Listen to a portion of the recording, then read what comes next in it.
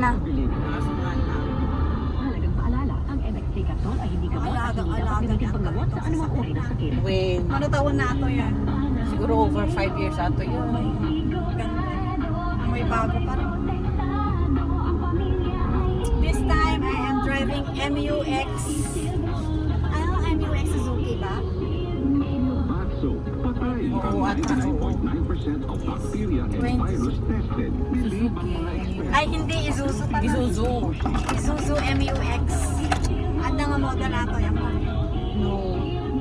Bath soap manufactured by ACS Manufacturing Corporation. ISO certified. Kaya malusot ni Jenda ko, Marlene. Kaya may lusot yung nag... Yung kapag kita ako na ipangagalaan na pag hindi.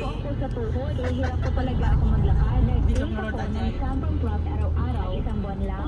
Palitang bukol ko. Epektibo talaga ang Sampang Plus Turbo Capsule. Mahalagang paalala, ang Sampang Plus This is Turbo Capsule automatic. ay hindi gamot at hindi pwedeng MUX gamitin panggamot Isuzu sa anumang uri ng sakit. Kung 5 years ago, dito, 2019, More than na ata yun. last gen yung model or 2018. Pero parang more than na ata. More than 5 years na ata to. Charm fabric conditioner. Oo, more than na. Fresh technology. May antibacterial na. Ang sabihin sa bango ang gabi.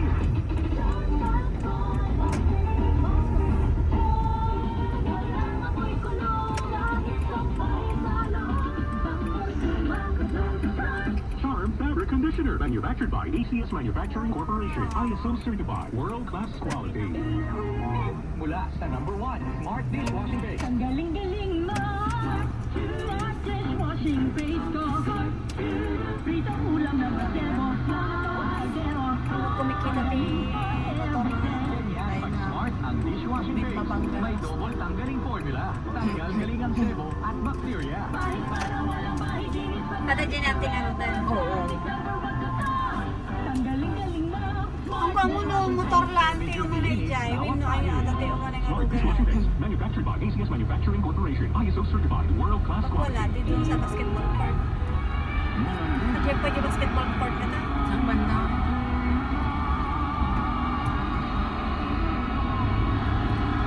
Ngayon lang ulit ako dadaan dito. Kaya.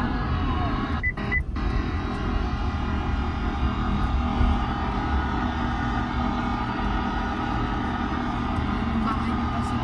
Malay ni Pasig. O, dyan na. Ito na. Kapas. Ay. Kasakay. Hindi mo dati i-church lang niya. Oo, dyan na. Yan na. Loob. Ah, hindi tayo kasha. Hindi na kasha.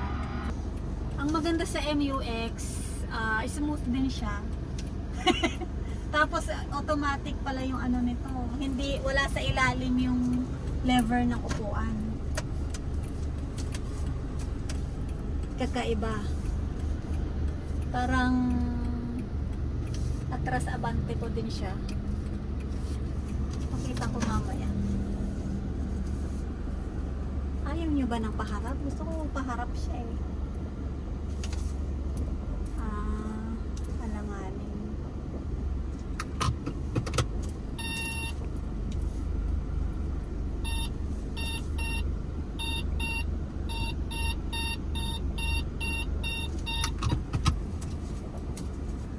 Ang dali ko lang.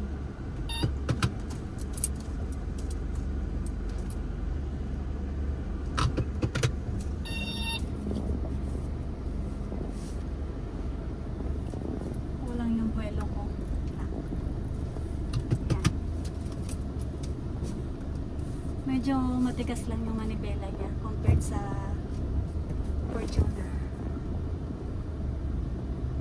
O dahil hindi semento yung ano nila. Yung kalsada nila.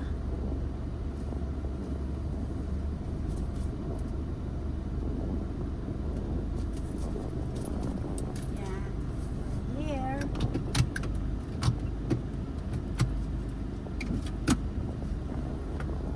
Very nice. Yung interior. Yan. Yan. Ay, wala siyang salamin. Yan. Tapos ito, compartment niya. Yan. Lagyan ng shades. Yan. Very nice. Oh.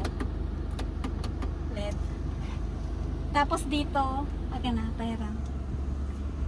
Ay, doon ka sa, ano dito. Parang TV. Ano ang tawag dyan? Diba? Nire-review. Tapos yung seats, and then sa likod may seat din. Meron? Meron. Papunta ka sa harap. Tsaka meron siyang cup holder dito. Meron din doon sa side. Gusto ko yun. Tapos ito, yung pag-adjust ng upuan nito, yan.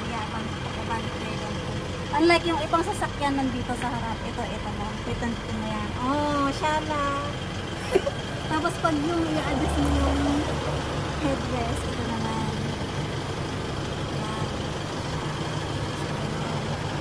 Babalik siya. Marami siyang cup holder. Tapos maganda yung dashboard niya. Patay na natin ito. Off. Digital, and this is the entertainment dashboard. Automatic siya. Ito. Automatic. Parang top of the line din to eh. Andito rin sa ilalim yung sa gasoline. Yun, yan. And the rest, very nice. Ay, paikot na. Okay na. Off ko na. Ang susi niya. Hindi siya key. Pero yung push button lang siya. Tapos ito rin, pag pipindutin mo para mabuksan. Hindi pala iba. Ayun, nag-lock na siya. MUX Sport. Ito pala. Ano pala to sa gasolina. Kasi 3.0 siya eh. Oh. Nararit. So, yan yung review ng MUX Isuzu. Very nice car. Very nice SUV. Kung ako papipiliin sa Fortuner and MUX. Kasi, pero 2015 yung model na Fortuner. Mas gusto ko to.